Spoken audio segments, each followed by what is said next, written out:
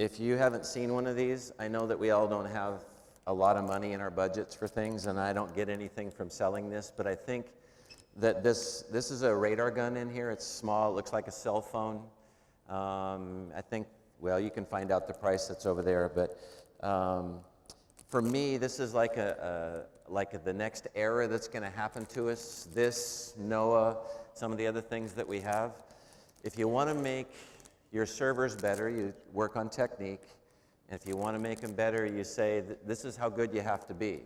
So my servers on my team this year, we worked on, we held the radar gun up on us in practice and games to try to get some data.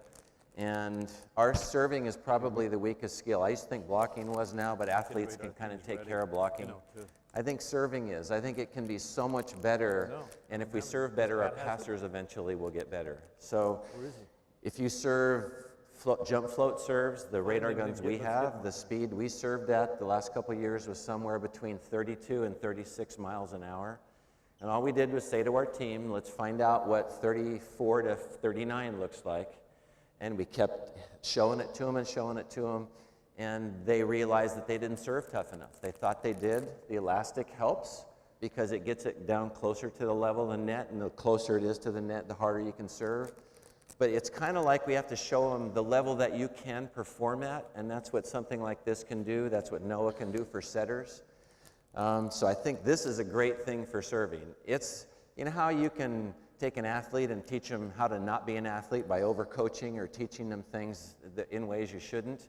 Maybe sometimes what we say to them is, this is how good you have to be, and then so that you can get better. Because one of the things I always felt about serving is there's a million ways you can do it, and you can get away with things. Only the better you want to be, if you really want to find out how good you can be, that isn't good enough. Serving skills just aren't good enough on my team and around the country. And my team is getting a lot better at their technique. When I watch them, it's like, no, I like that. It's better than it used to be. We didn't teach them anymore. We said, this is how good you can be. Figure it out for yourself. And then they started listening more, too, because they knew they weren't good enough. Yeah, and I want to really say something. John said that to me, 9 months ago? Hey, we're starting with this radar thing. You ought to try it. And we did, and I'll tell you, it's an observable, measurable device, same as targets on the court. You can say serve zone 1, but hey, if I could serve right there 3x3 in zone 1, that's a big difference than just serving somewhere cross court. But this is great. We're going to demonstrate it later in the clinic with a pocket radar, and it's really how fast can you serve. What's the fastest any of you have served? What's the fastest? Well, they can serve it really fast and hit the wall. Yeah, but what is the fastest getting it in? Probably 42, 43, yeah. But not top spin. Top spin's much faster than that. Right. We have one server that she hits the ball out a lot of times, but she can serve it at 50 or above and sometimes get it in. Float, yeah. Jump float. That's crazy.